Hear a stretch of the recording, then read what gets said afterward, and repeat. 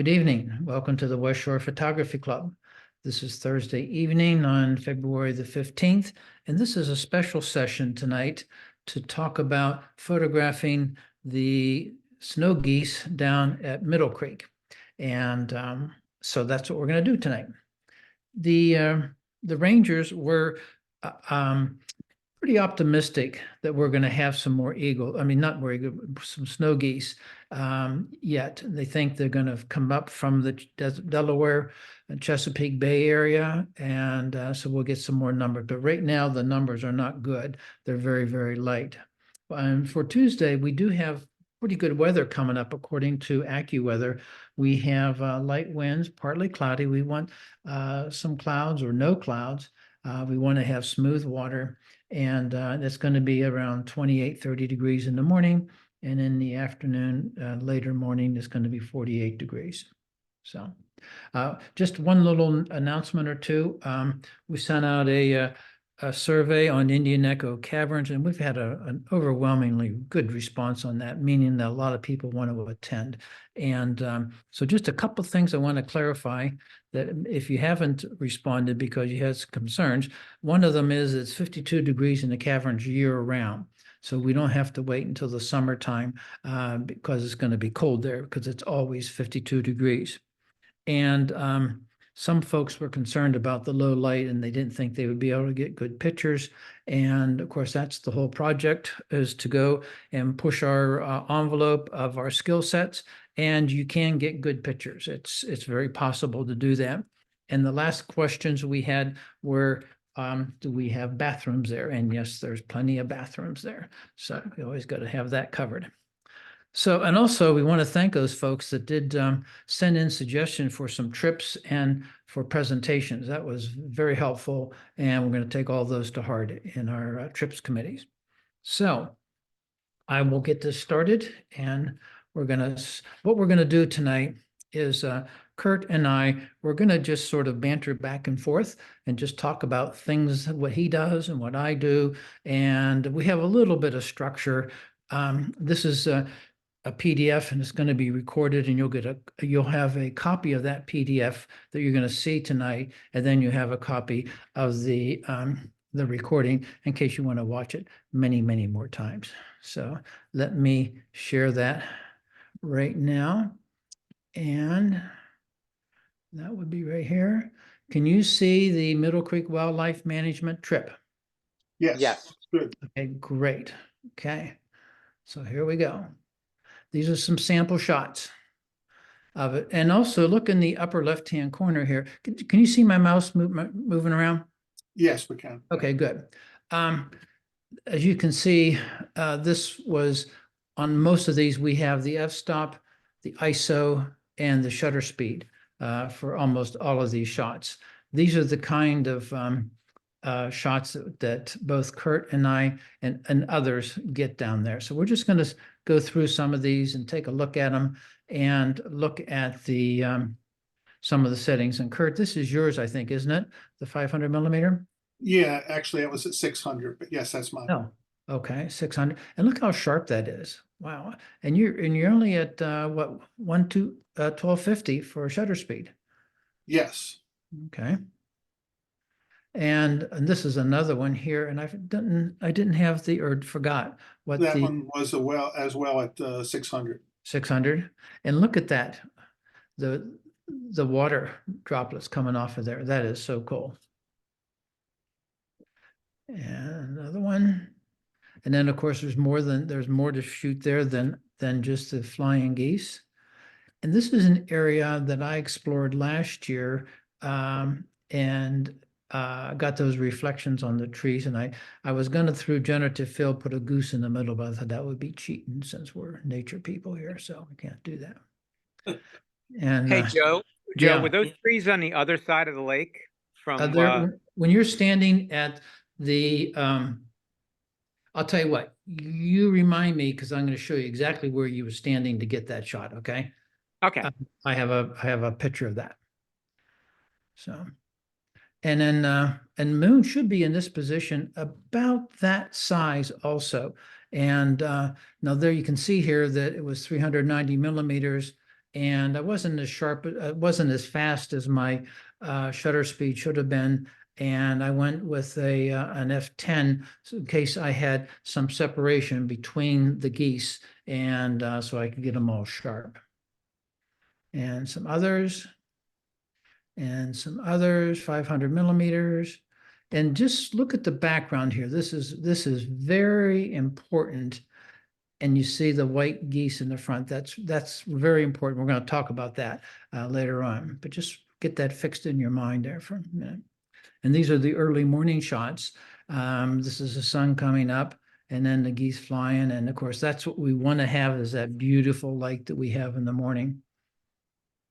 And another one. And another one. See there, this is a 46 millimeters. And in the morning, you can get some decent shots without having a bazooka lens. And another one. And so we're going to go to Middle Creek. And if you put into your to Google Middle Creek Wildlife Management Area, Willow Point parking lot, you'll take you right to it. And this is where it's going to take you to. And this is where we're going to be for photographing. We're going to come in here, we're going to park, and there's a whole series of porta potties here. There's 10 of them, 12 of them right now. And they have 10 that he just brought in. And then you're going to park here and then walk out to Willow Point. You may have to park along the road in here, okay, if it gets real busy, but it probably won't on next Tuesday. So we'll be able to just park right in here. So there's a bathrooms here. They used to have one here, but they don't have a porta potty out here now. So you got to make sure you do your business here before you go on out. And Don, where that spot was right over, if I just take this line here and go straight over that way, that's where it is. It's off to the Oh, left. okay. Okay. And Okay. so it's right over there. And there's not a lot of water between those two spots. I'm going to try and play a video of where that is also. So The reason I brought that up was if you do like a right angle from where you just showed me, straight across. Yeah. When I was there about a week ago, there were 13 eagles across the water. Now, it takes a longer lens to see them, but they were all in the trees. And apparently, there was a gentleman there who's an eagle spotter. He's been doing it for years and comes there almost every other day or weekly, and had said that, this year, right now, there seems to be a many eagles flying in that location and landing in those trees in the back, and maybe even nesting. I don't know, but yeah, I just want to point out. The second thing was you mentioned about parking along the road there. If you park along the road approximately where you were showing with your mouse, there you can actually walk a few feet. You don't have to walk along that road and come up. There's actually a little path that you can take right past the archery area and right to the bathroom. So it's just as quick if you were allowed to park on the street on the road there. Okay, good. Joe, I don't think we're going to have a problem with getting to the lot. Yeah, I don't The think. entrance to there, it should be a sign there that says stop number 2. Okay. Okay, preparation. Obviously, we're going to have warm clothes, and I don't think we need to say too much more than that. I'm going to be using my feet warmers I put in my boots before I put those on when I go out, because I'll be standing there for a while, and then my feet will get cold. And then photography at Middle Creek, and a lot of this applies to Lake Kiwanis too. So I put that in there. Okay, so the main topics we're going to talk about: exposure, focus, techniques, some examples, and some unique shots again. So exposures. We recommend, and I do, and I like to get a little discussion on this, using manual exposure and not automated modes, like not using auto ISO, aperture priority, or shutter priority, and doing everything in a manual way. And I have a real good reason in my head as to why that would be. But have you guys, do you generally ever shoot in manual mode completely? Anybody? Yeah, I do it all the time. I am one that shoots manual mode all the time. Yeah, okay, I do as well. okay, okay, good. All right, I do as Um, But well. I, so we all shoot manual, perfect. Mhm. So for the f-stop, if it's really dark down there, I use like an f/2.8 or f/4, depends on the lens that I'm using. And unless I'm trying to get some depth of field, but generally when they're taken off in that massive amount of, I'm really I'm just trying to get the first ones nice and sharp. And how do you do that, Kurt? What do you do there? What f-stop do you use? Typically, when they're taking off in a group like that, I'm not using my 600. So I will be probably with a 100 to 400 and probably zoomed out. So I'll be somewhere around maybe 100 to 200 millimeters and probably somewhere around f5, 6 or 6.3, somewhere in that range there. That'll give me a pretty good depth of field. Okay. Okay. Keep the shutter speed up. I'm usually going to be somewhere around 2500 in the shutter speed, and then wherever the ISO falls, it falls. That's what I'll be changing is the ISO in order to get my exposure correct. Okay. Okay. Do you try and get motion blur at all? Like, the flapping wings and stuff like that? Do you try those techniques? On occasion, panning really comes into play there, where you really have to be able to pan with the bird when you're slowing your shutter speed down in order to get the head and the body sharp and Mhm. let the wings kind of blur. But on occasion, I do, yes. Okay. When I mentioned I wanted you to look at the background where it was really dark. Okay. And the reason I did that is if you don't use manual exposure, if you do not use manual exposure, your camera is going to look at this and say, ooh, this is a dark scene. And it's going to take and lighten it up, and you're going to get an overexposed shot. And that is the key thing with exposure, in my mind, with photographing birds, where the backgrounds can be changing on you constantly. Like right here, if you saw this, it would say, oh, that's really, really bright, the camera would. If you're using one of the automated mechanisms, it would try and darken it down. I mean, it would try and brighten it.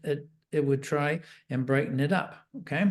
And over here, if you're a manual, you can now expose just for the bird. And I remember a number of years ago, Wes Peterson, who did a lot of bird photography, taught me that only thing he does is only exposes for the bird. He doesn't give a rat's about anything in the background, particularly when the backgrounds will be light, dark, light, dark. You can't be changing exposures that quickly. So he just takes and gets a good exposure on the bird and leaves it there, basically, until maybe later in the day, or if it's cloudy, there's a cloud comes in, but then he has in his head, when it gets cloudy, I switch it to this ISO. And when it gets, if it's not cloudy, I'll go back to this particular ISO. And that's why I always myself do the manual. Does anybody else ever do auto ISO on any of these shots? No? Okay. So here's another one. Again, it's going to look in this scene here, and it's going to underexpose it. And you need to, a manual exposure, you want to expose for the bird. And this is the real problem. If you blow out any part of the white bird, I have the blinkies on, and you can see where the blinkies are right in here. Okay. If that gets blown out, you might as well throw the shot away. There is absolutely nothing you can do about it. Okay. There's nothing you can do. And so that's why having the exposure just for the bird is so important. Kurt, do you have any comment on that? Yeah, if you're able to get the proper exposure for an egret, you understand exposure, because that's one of the most difficult birds I find locally here that's that's trying to get the exposure right on. And usually I find myself, if I ever to meter it, I'm about a stop and a third below what the camera thinks I should be at. Mm-hmm. Okay. And here again, expose for the bird and leave everything go behind it. Okay. So how in the heck do you expose for the bird when it's flying up in the air? And so how do you do that, Kurt? Do you take test shots first? or- Yeah, I definitely take test shots. I'll look for instance, at Middle Creek. I'll look for the snow geese in the water, something stationary, and I'll take some shots of them, and then I'll be checking for my blinkies. And then because the white is important, I'll usually drop it down another third. Once I get rid of the blinkies, I'll probably drop it down another third of the stop. Mhm. And you can use your histogram, but in the heat of the moment, I like using the blinkies. Yeah. Now, can you see the blinkies in the viewfinder, or do you have to take the shot and then look at the blinkies? It's a shot and then review. Okay. Okay. Now, a live histogram on some cameras, if you're especially mirrorless, you should be able to see that before the shot. Yeah. Yeah. Okay. Focusing. This is one area that it's very dependent on the kind of the brand camera you have and what generation it is and what price point it is as to how good or how bad the focusing will be. And I think everybody would want to use the autofocus in the continuous mode here, continuous as opposed to a single point, but using a continuous one. Give you an example. On my camera, Steve Perry, who does a lot of stuff with Nikon and Sony, has an autofocus book on my camera, and it's 400 and some odd pages. I have my, let me just scrunch this. No, okay, it has, oh, it went to there. Where do we go? Just a second here. It has like 450 pages just on the autofocus completely. And some cameras, newer ones, will have like a bird eye detection and subject detection, and that works really, really well. But the key thing here is to using an autofocus mechanism, and there are so many variations of it. You know, I don't want to get into it right now because it's just too difficult to talk about all those different ones. If you have a focus limiter, I don't know if anybody has this on their lenses, and this is an important thing to use. You see where we have, this is a zoom lens, and it has an autofocus function on it. And see where it has full, and this could be like from, let's say, infinity down to maybe 3 feet, okay, 16 feet, 18 feet. So if I have it at full, that means it's going to search for something very close to the lens and something very far away. But if I limit it to infinity to 6, then what I got is it will only focus and try and focus for things that are generally far away. Because if it loses focus, then it maybe start racking all the way from in and out, in and out. If you limit it, you only be focusing from here to here and here to here, and not from here to here, and then looking for the subject matter. And so that's an important thing that I know I use. And do you use that, Kurt? Definitely, yeah, it definitely helps with acquiring the bird fast. Mm-hmm. Okay. And some cameras have on their vibration reduction or image stabilization or optical stabilization, depends on the verbiage. Some of them are built into the lens and some are into the camera and some are in both. Okay. And this particular one is in both. And it has on it a normal and a sport, and other ones will have, I think, cases. What do you have on the Canon? What do they call them? For this particular one, we'll have 1, 2, or 3. And 1 would be for general purpose movement of the lens up, down, sideways. 2 would be maybe for panning only. And I'm not sure what 3 is. I'm usually sitting on number 2. Okay. I got a And question. I have Yeah. a lens, my Tamron has a VC mode. Is that what we're talking about? Is that similar to what you're talking? Or is that something totally different? It's a I 1, 2, think and 3. I think it has a switch. It has switches with Right. it. Yeah, It's a that would switch be the 1, 2, or vibration. 3. That would be the vibration reduction, I'm sure. That's what that is. And Yeah. what do you recommend? I apologize. Well, is it, you said it was a Tamron? Yes. Yeah, we cannot, I don't think, Kurt, do you know what the Tamrons are? No, I don't, but there should be something that you can find there to tell you what each one of those modes are, 1, 2, or 3. Mhm. Yeah. Yeah, Okay. it's Yeah. probably similar to what Canon does. So 1 would probably be for just general purpose use. 2 would probably be for panning, and then 3 might be for something else. Yeah, I think Gary at Fine Art, I think, had recommended I use 2. So that's why I've been sticking with it. But I thought maybe you might have known more. Thanks. Yeah. Yeah, that would be a good one to Google. But on the Nikon one here, the normal would be the vibration reduction up and down and sideways and this way, whereas the Sport will only be doing the vibration reduction. It's going to only give you vibration reduction on this side here. So Yeah, for your panning. in a panning mode, yes. Okay. And I want to make a note on this one, is that some lenses at different shutter speeds will have a problem with vibration reduction. And I know of 3 people who are absolutely excellent photographers and have that issue. And I had the issue on a 70 to 200 lens and f4. If I put it on the tripod and I took a picture and I looked at it in the viewfinder on the LCD in the back, I could tell instantly that I had my vibration reduction on and I should not have.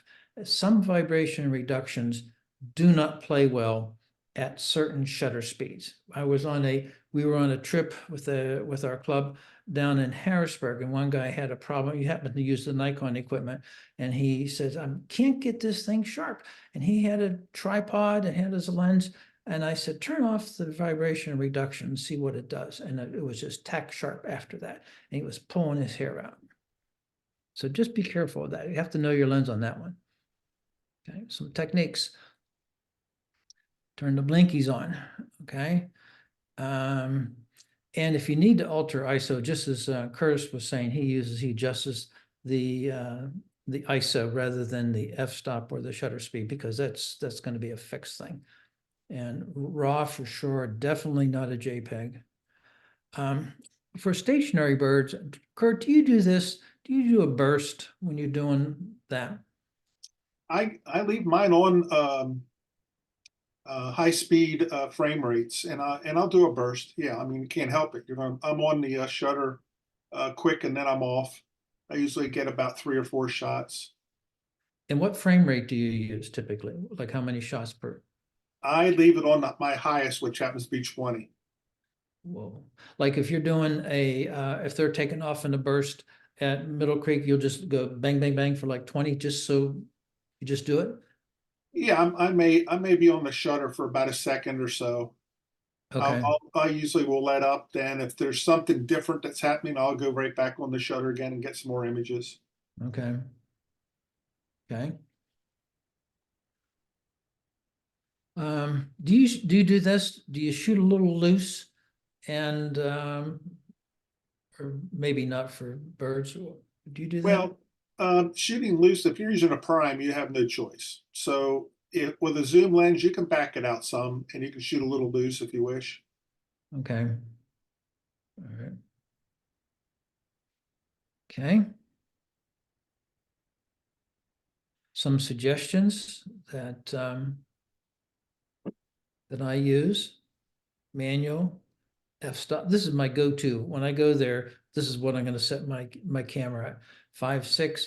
I'm going to do a shutter speed of 1/2500, and I'm going to get an ISO to yield to give me that good sharp picture that's not going to have any blinkies at all. Okay, and that's what I do. Now I'm at an age where I am not as steady as I used to be, And I used to be able to be like 1/1500th of a second, but now I'm at 2500ths of a second or so.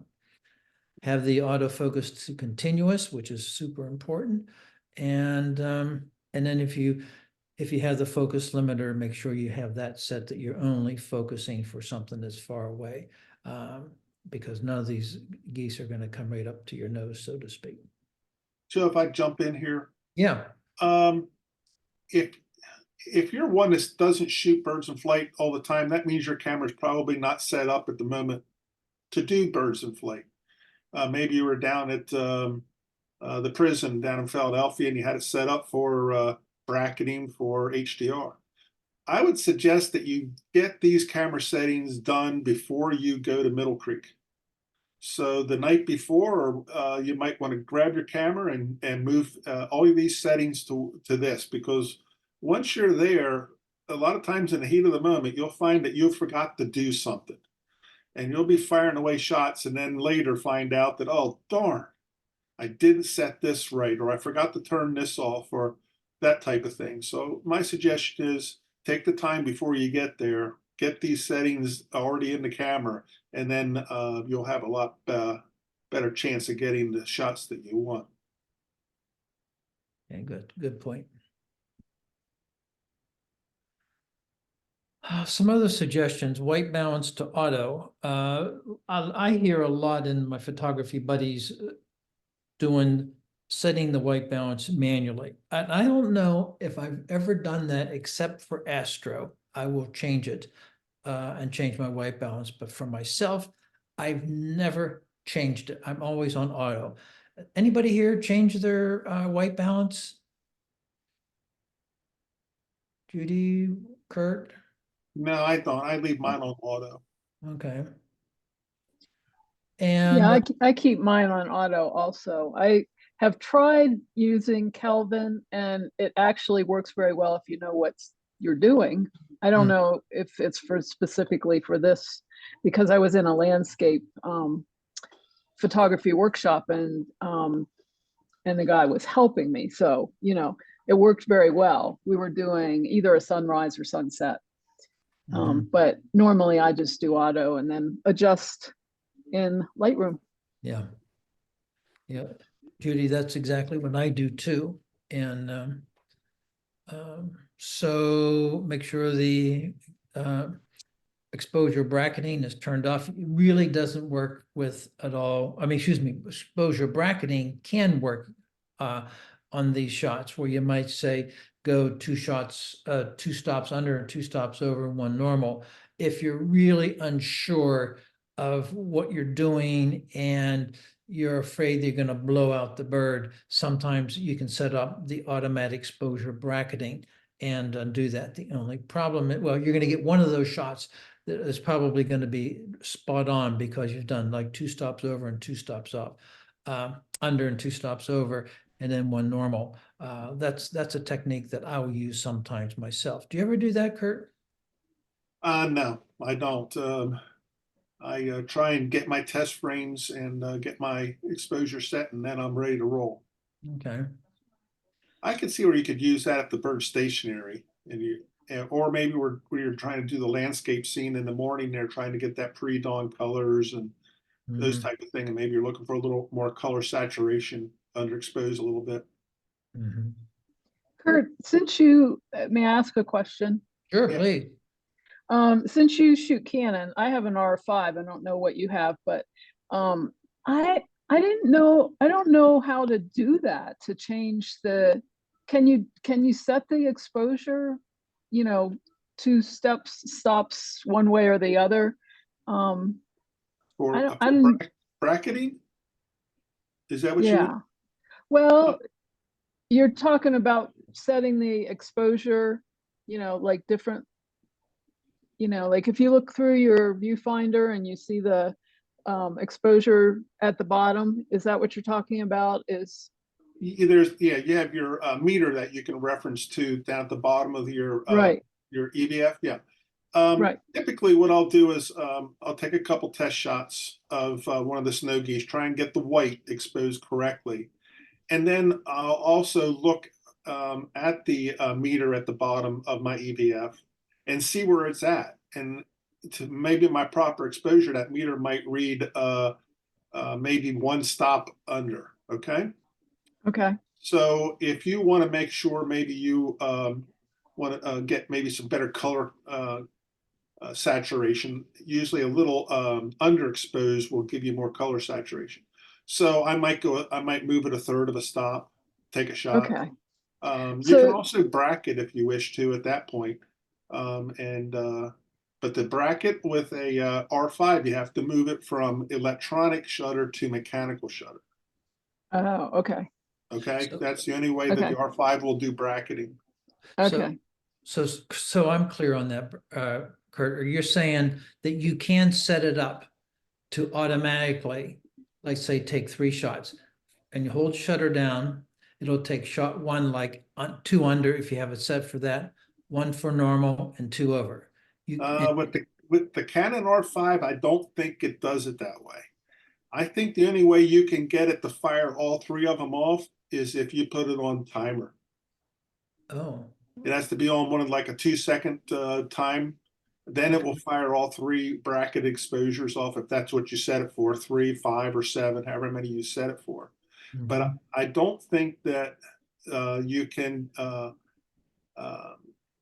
not set it up that way where you have to push a shutter button. It would only take 1 of those. Then you have to push it again and then push it again. If you had it set up for 3 bracketed shots, you actually have to physically push the shutter button 3 times okay.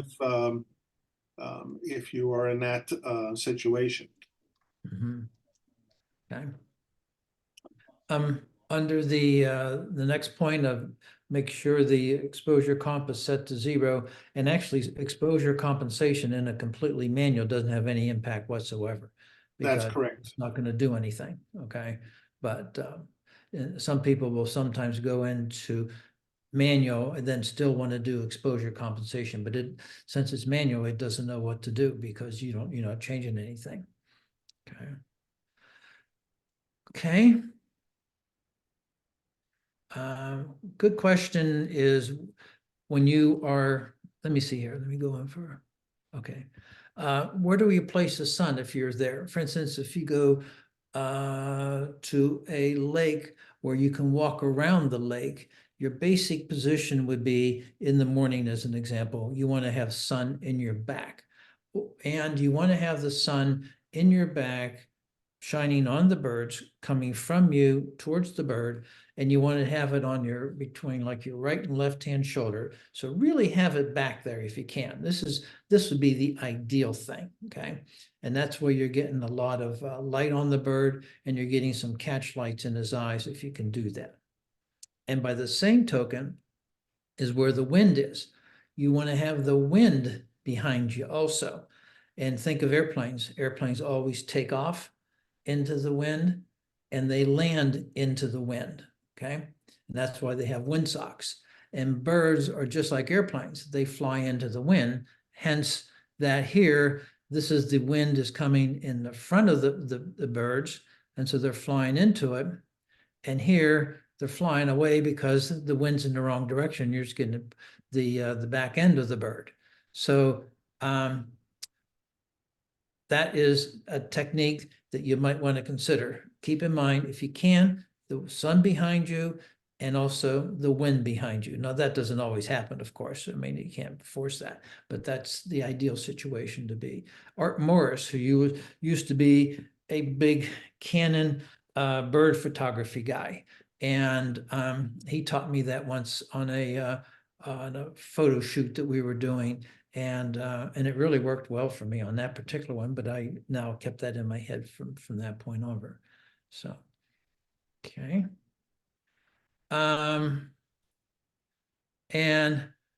this is where I didn't realize this is really not knowledge to me is about the lack of automated exposure bracketing. And I use this quite often, particularly look at the bottom row here.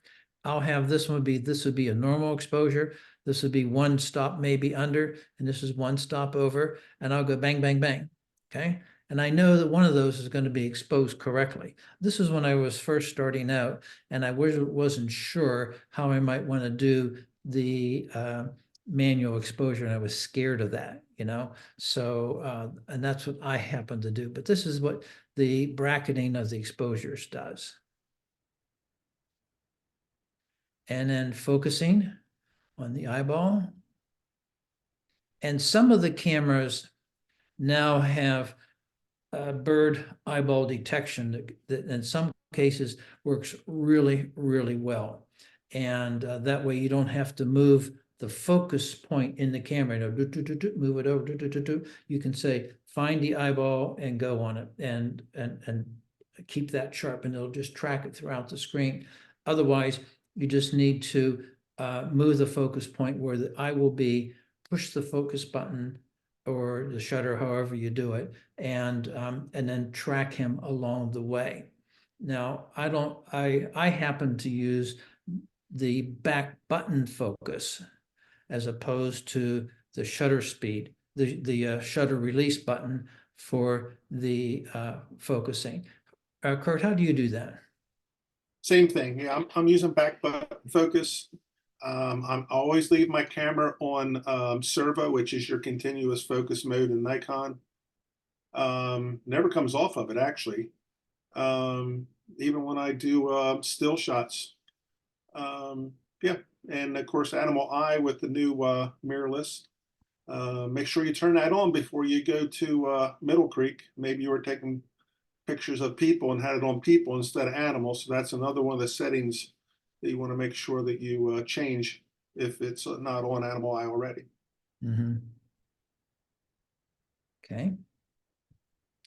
And if we get to Middle Creek, or if we go at another session to another spot, there's a lot more uses for the back button focusing in the continuous mode that Kurt's talking about, that really you never have to go to a single shot, one shot mode. You can always be into continuous, and you can, by using back button focusing, and is one technique that I use a lot on the focus stacking. So, but we can talk about that. We'll use that if you go to the caverns, but that's beyond. You wouldn't use that here in birds. Okay. Equipment, extra batteries, fully charged. Keep your extra batteries right next to your body. Keep them warm, just like the electric cars that when it gets cold outside, they kind of have a little bit of a problem. And the same thing with your batteries. So keep them in I keep them in my shirt pockets. Use a lens hood, particularly. It's always a good idea, of course, to use a lens hood, except if it's really windy. Then you want to take it off, because if you have a lens hood that is big, like for like a 500 or 600 millimeter lens, they get really large. And man, I'll tell you what, that wind will come in and just create havoc, and be able to clean your lenses. And I use a cotton cloth that I keep in my bag. I keep a couple of them. So if I need to clean any moisture off of the lens, then I'll use that cotton cloth to absorb the moisture. And I do that quite a bit. And some folks right on the bottom there, they'll use the snow rain protection gear for the camera and lens. And I have a couple of them in my closet here, and I haven't used them about 10 years because for me it was a royal pain to get them on. And then if I have to change a lens and I don't have another camera with me, that I can have another protective on. So when I was out the other day photographing in the snow, I just used my plain old shower cap and put that over the camera and the lens when I was not shooting. And then when I was going to shoot, I took my shower cap off, did my shots, put the shower cap back on, and I use that technique myself. Kurt, how do you do that when you're out like in Middle Creek and it's getting snowy, it's damp, it's wet? What do you do? Yeah, if I remember to take something to protect my gear, I use it. A lot of times I forget, so I end up taking my cleaning cloth and just throw it over the lens. I use one of those cotton carriers to carry my camera around a lot, which makes the camera vertical so that my EVF and screen and everything are pointing upward.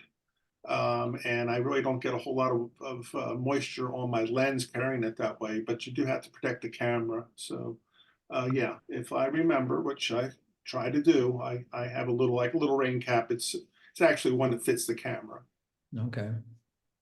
Do you use a polarizer when you're shooting birds? No, and the reason is I'm usually shooting with that 600 prime, and I would have to use what they call a drop-in one at the back, which I haven't gotten.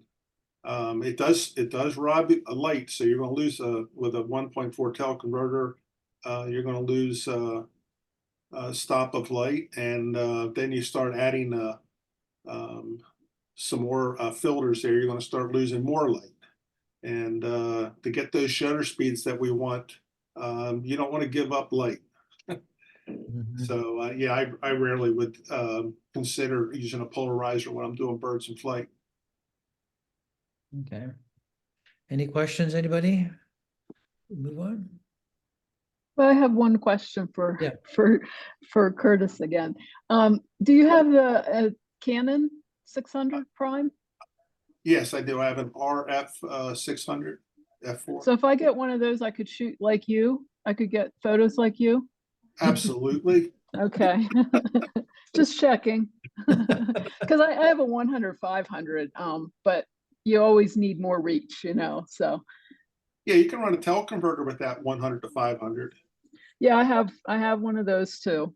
Okay. But yeah, sometimes I have trouble getting focus if I use them. So, but I was just wondering, you know, if I could shoot like you. Okay. I would love that. Thank you, Judy.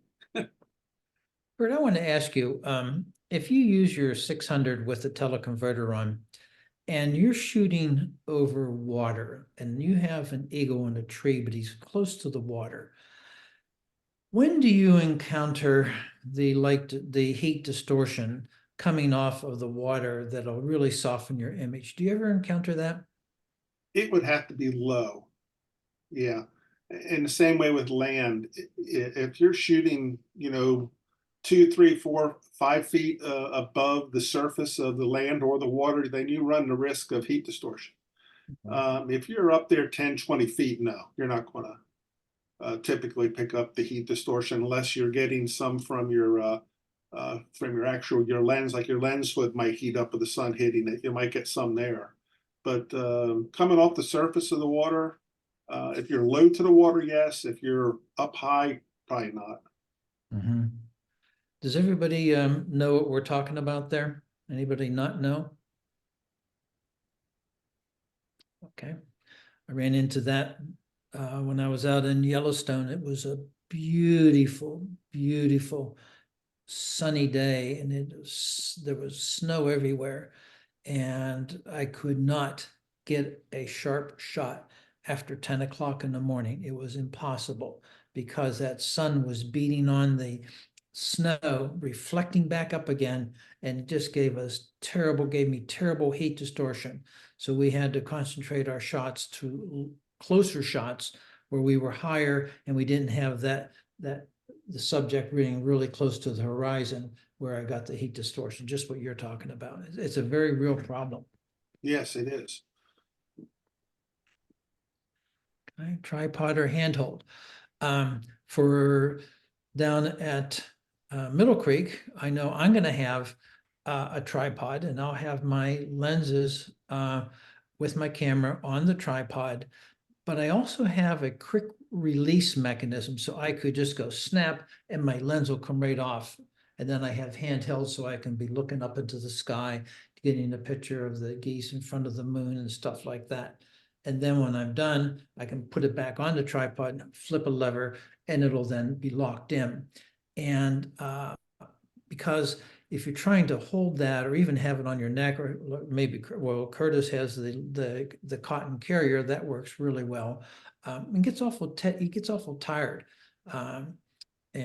So both of those for me are for doing shots like this at Middle Creek would be a tripod and a handheld. If I go down to Kiwanis Lake, however, I'm probably going to be all handheld all the time because the birds are in different spots constantly and they're high up. I'm just going to be using just handheld there. So what do you do, Kurt? Yeah, I agree. A tripod is very restrictive, and when there's action happening all around, it's much easier to have your camera and lens handheld. Um, I'll probably drag a tripod out there, and I'll probably rest my camera on the tripod, and like you do, I'll snap it off of there, and I'll probably be taking most of my shots handheld. I do find at down at Kiwanis Lake, when we would go down there early, and there are going to be a lot of birds in flight, I'll do handheld again. But when the little chicks are there in the nest, I'll find myself on the tripod and just waiting for that moment, and then I'll get my shots from the tripod. That's one time I really depend on my tripod is when I'm trying to take pictures of the chicks in the nest. Okay. Cool. Thanks. The zoom or a prime. I happen to use zoom lenses and myself, mainly because of the price point and the flexibility it gives to me. And it used to be that primes were absolutely by far head and shoulders above the zoom lenses. But that has been narrowing quite a bit, I think, okay, in terms of the quality. They're very, very similar, okay? And for me, when I go down to Middle Creek, I'll be using a 70 to 180 2.8 lens. I'll have a 160 to 600 millimeter lens, and I'll have in my back pocket, so to speak, a 100 to 400, but I probably won't be using it. And that's what I will be using down there. Kurt, what would you be using? I probably will take 3 different lenses. I'll have a 24 to 70, and that'll get my morning shot, some silhouettes, some nice color. And then when the birds start to get active, I'll probably move over to a 100 to 400 for the wide shot of the flock. And then for my isolation shots, I'll probably be 600 or even throw the teleconverter on and I'll be at 840. But yeah, there will be the 3 lenses that I'll be taking. And will you have 2 bodies? And if so, what lenses will you by default have on each body? I will be taking 2 bodies, and I'll start out with the 24 to 70 and get that sunrise. And after I've gotten that lens will probably go in the bag and not come out again. And I'll put the 100 to 400 on that. Okay. Okay. Any questions, anybody? Teleconverters.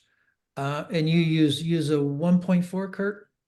Yeah, I use a 1.4 a lot. Yeah, I'm usually at 840 millimeter most of the time when I have my prime on. Okay. Okay. And have you had any experience of using a teleconverter on a zoom lens? No, I don't use my teleconverter on the Zoom. But if you don't have a long focal length, you're forced into putting it on the Zoom, which there's nothing wrong with that. And like you say, Joe, a lot of these Zoom lenses now are pretty much quality wise the same as the primes. Okay. Any questions on that? Oh, these are examples of bad things from photographing birds. And this comes from my extensive library of them. Okay. And one is the focal. When you have a shot like this, it's very difficult sometimes when the bird is in the vegetation of being able to use a continuous autofocusing because you have a hard time getting the bird in the frame with lots of vegetation in front. Now, with some of the newer ones, some of my newer cameras, with the eye focus, it solved that particular problem. So it will lock onto the eye. But a lot of cameras that are like the digital single lens reflex cameras, they don't have as a good mechanism to deal with that. And missing focus is a difficult thing to do. And on that, what I do is I would, on my camera, I can go click, click, click, click, and I'll take it from a wide focus area, and I can go down to a little single point, just a little touchy point, and I can put him on his eyeball and get it in focus and isolate that, and then take the shot. This was happening before I even had any of the mirrorless cameras or the higher quality cameras, and I was getting this kind of a situation all the time. So, and also this one here with our shutter speed, that was 1/500th of a second, you can see there. And because I was always afraid that I have to have a low ISO. Low ISO, Joe, don't go high ISO. Well, I've changed my tunes to that, and this would be at least 1/2500th or 1/3000th of a second now. And ISO, if you happen to see any of the postings that I did for the Indian Echo Caverns, I was in the 12,800, 20,000 range in one of them. And because the newer cameras can handle the higher ISO. And the question always has been, do you want to have a blurry picture, or that is properly exposed with no noise, or do you want to have a sharp picture that's properly exposed with lots of noise? And the answer in my case is the latter, because I know I can get rid of the noise. So how do you approach that, Kurt? Do you? Yeah, absolutely the same way. And with the software out there now, with noise reduction software, my gosh, it really pays to get the image sharp and have the noise, because those new programs can get rid of that noise, and you get a fantastic photo. Any questions on that, anybody? Hey, Joe, just a comment about your earlier shot when you had that branch kind of in front of the bird. I'll note when I've been to Middle Creek, and I go many times, when you're doing a panning shot, when the birds take off, one thing to be cautionary, there may not be a lot of vegetation, but there are some low trees there. And if they are down low, there's a good chance that many of your shots could potentially, if you don't pan a little bit, could get that tree in the. I mean, I've done this so many times, even though I know it's there. So just people need to be aware of the fact there is some vegetation there, and when they're out there shooting, I know you're shooting like crazy because you want to get that shot, but you might need to point it up a little bit higher, or move it a little bit off to the left or right to make sure you don't catch some of those trees in, depending on obviously where the birds are. Yeah, that's a good point. Some of the autofocus systems now have a mechanism that says that if I am, let's say, looking at that shot right there with the bird, and let's say the bird was on far to the left outside of the frame, and I had a clear view of him, and then I start and I'm panning, he's going from the left to the right, and I have those branches in front of me. There's a setting in some cameras you can say, when I see that happening, don't change the focus. Let the bird go behind and keep tracking him and ignore those branches in the front. And Canon has that too. Yeah. And you can do that. And that really helps in that particular situation. But the problem is that when you see that situation, by the time you get in and change that setting, the bird's moved off. Okay. And but that does work. Okay. Here we have an overexposed shot because the background is very dark, and the camera says, ooh, I'm trying to take everything down to an 18% gray, so I need to jack up the exposure if I'm using a non-manual system. So what happens then is those birds get absolutely blown out like that. And once that happens, there is nothing you can do for it. And take this one here. This is the same thing of where it's blown out, because look at all the vegetation around here. This is darker, and it says this is a dark scene. Even though he's in the middle, this is a dark scene in here, and I want to get a good exposure. So an automated method, it's going to increase the exposure. It's going to blow out the bird, and you can see right in here, you can see the blue marks on here, and it just doesn't work. It's avoiding blown out is the most important thing you can do, in my estimation, with birds. And if I ever, as Kurt mentioned earlier, if I ever have any doubt, I will go underexposed, because I almost always can bring it back up, almost always. Some techniques now these are a little bit other ones, but getting really, really low, okay? And underneath them is something that is really cool to be able to do. It can make frames around shooting through like this. The bird's exposed, but this is all blown out. But, you know, that's the only way you can get that particular shot, in my opinion, without bracketing. And over here, doing the panning as they're moving, you can see here by the water. Other things, do environmental shots of the birds in the environment. You don't have to be right up in their nose. Trying super fast shutter speeds, and then slow shutter speeds. And you notice these are from Dennis Baker. I stole these out of his library. And going with slow shutter speeds. And this is an interesting one. Here he panned this guy, okay? And look what it did to the background. It went, so since he was panning on him, he got him sharp, and everybody else was blurred. It's a really cool shot. Okay. One thing I want to mention here is I don't think we went over AF selection. Whether or not it's single point or zone. Okay. And I think the one example you had there with the egret that was behind the bush, and the yeah, that one right there. If you're in a zone, zone always is going to focus on closest object to the camera. And a lot of times that will happen. And you did touch upon those different cases where you can make your AF stick onto the subject. But when you're in a full zone, it doesn't work that way. It's always going to go to closest object. So you'd almost have to be on single point or animal eye to get your camera to stick to the subject. So something to consider if you're going to be taking a group shot or a flock of the snow geese, you may want to pick one of the zones. It's going to be easier for your camera to find that flock and just get the best shot you can get.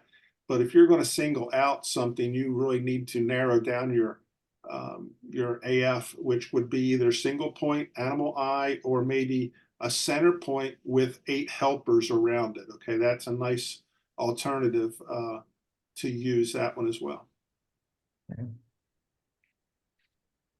Okay. And I think that's about it. And this is going to be our next shot. Next place we're going to go after Middle Creek. We're going to go down to Kiwanis Lake, and that's where we'll get these kind of shots. Okay. So that is about what we had. Any questions or anything? Just a comment, Curtis and Joe, thank you very much. I mean, every single time even though I've been photographing for a long time, every single time you guys talk about subjects like this, you bring out something that I just keep forgetting to do. Just to comment that, Kurt, that you just said, a lot of times I won't switch over to single point if I'm isolating one bird, and I should be. And that's why I'm losing some of that sharpness. You know, it's doing exactly what you said, you know, and I appreciate that. Thanks. Yes. You're shooting Canon, Yeah, and what model do you have? I have the A7. The R7, I'm sorry, the R7. R7, okay. And you're using back button focus? Yeah, Okay, you can set those back buttons up for a zone, for instance, or animal eye as well. So you can quickly move from one to the other with your thumb. I do now, but when I was out the past couple sessions recently, just to kind of being a Middle Creek, I wasn't doing that, for in the heat of the moment, so to speak. And now I have, that's now ingrained in my memory. Thank you. Yes.